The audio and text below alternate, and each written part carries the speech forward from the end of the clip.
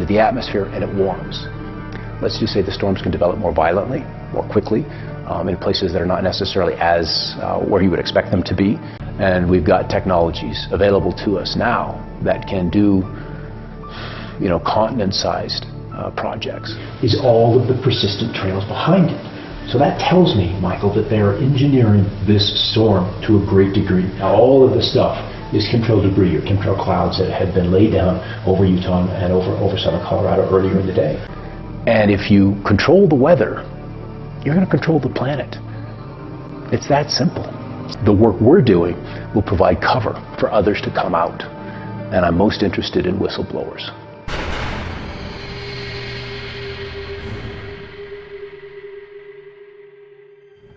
Hi, the subject of chemtrails keeps coming up, or at least it came up while I was beginning my research on weather modification.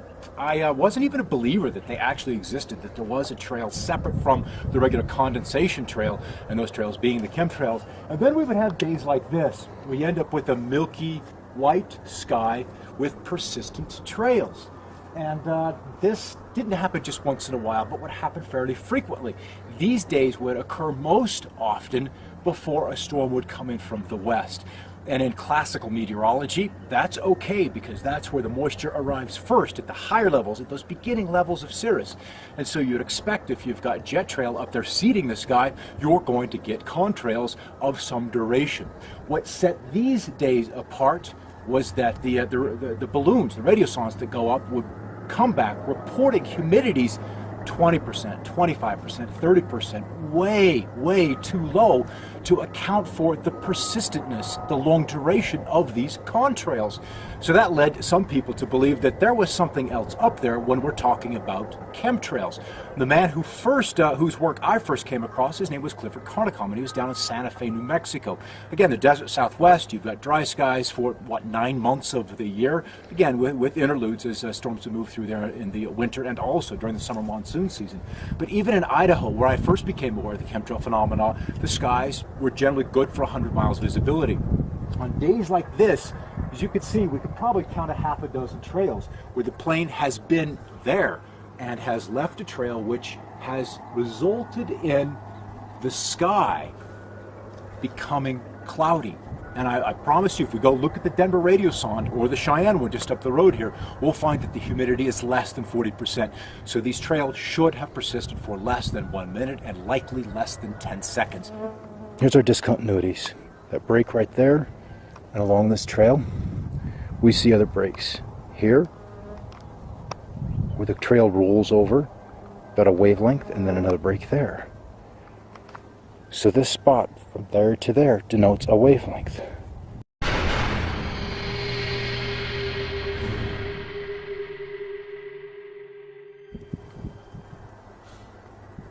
For me to come in and get on board the chemtrail phenomena, that conspiracy that I was honestly a little uncomfortable in jumping aboard, I needed a motive. I needed to know why these planes were up in the sky. There was talk and lab reports that there were biologicals, that we were looking at heavy metals, that there was this whole chemical concoction that these planes were spraying, and that is a very different mixture than water. I don't mind breathing water vapor. This stuff might be a different story. And when we begin to see the opacity of the sky changing so profoundly, I needed to know why. So I did something, took a little money. I took some webcams. I bought some Logitech Orbit webcams, little $99 things, hooked them up to a little computer and pointed them at the sky and let them grab a picture every 5 seconds, and then at the end of the day would render a movie.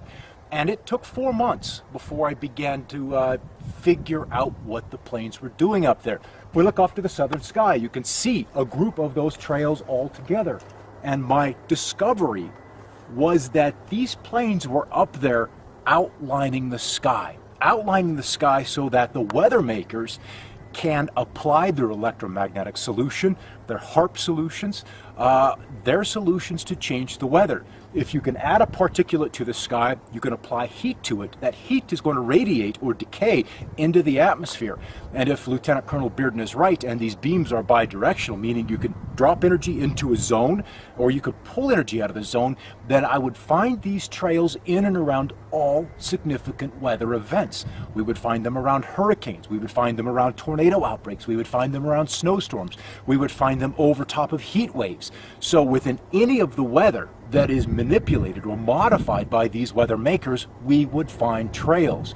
And as I continue to look into this chemtrail phenomena, many nations were observing, seeing these chemtrails overhead.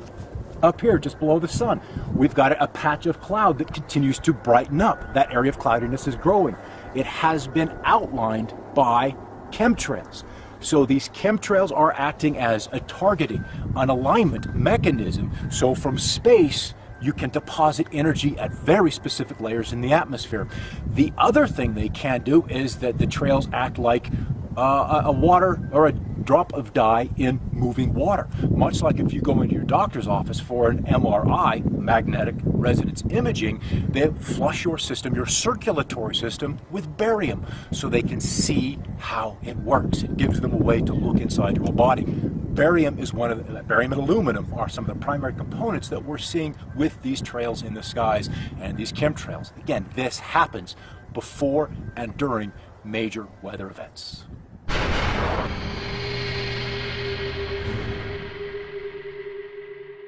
My chemtrail photography has kind of evolved over the years. I started with this $99 Logitech webcam.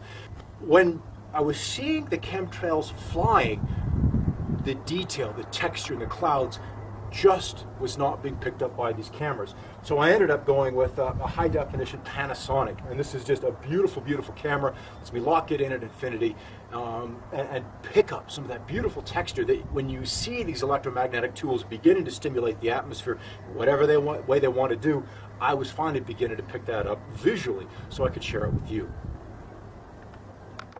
Something that surveillance of the sky has afforded me over these past 4 years is the ability to pick out which planes are commercial and which ones are not.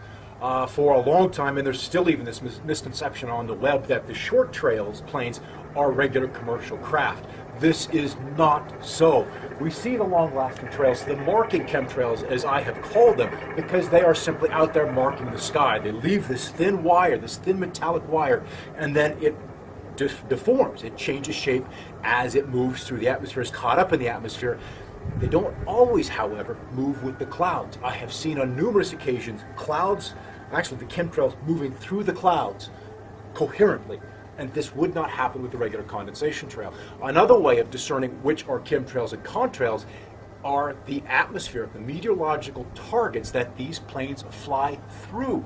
You will see a deformed area in the trail off in the distance. We have the flat trail, it rolls, it dips and then rolls. These shorter trail planes will come along and mark precisely, with incredible precision, right where that trail breaks. Again, measuring where we have a discontinuity in the flow of the atmosphere. That's important. You won't get a United, an American, a Southwest plane interested in the trails out ahead of them. These are chemtrail flights, and there are many, probably half of these weather modification flights leave no trail at all, making them very, very difficult, other than where they fly through the sky, to discern if they're commercial or a chemtrail flight.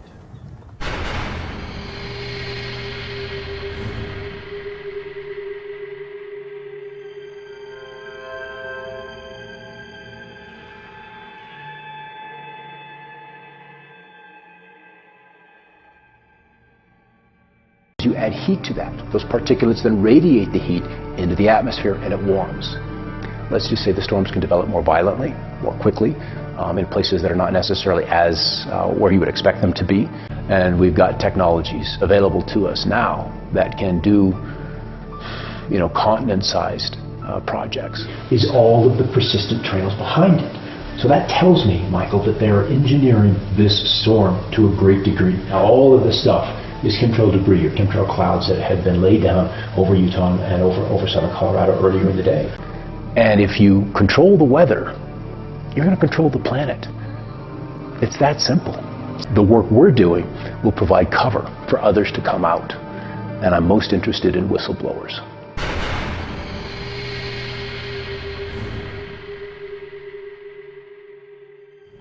Hi, the subject of chemtrails keeps coming up, or at least it came up while I was beginning my research on weather modification.